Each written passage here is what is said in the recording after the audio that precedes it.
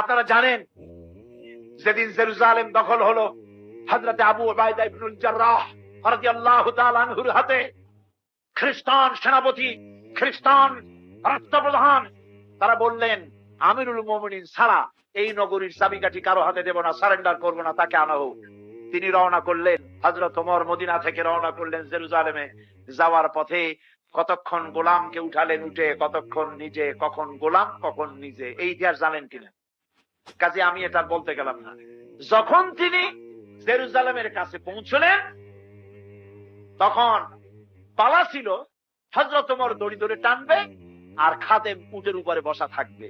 এবার খাদেম বললেন, আমিরুল মুমিনিন, আল্লাহ রাস্তে মাপ চাই, আল্লাহ রাস্তে মাপ চাই।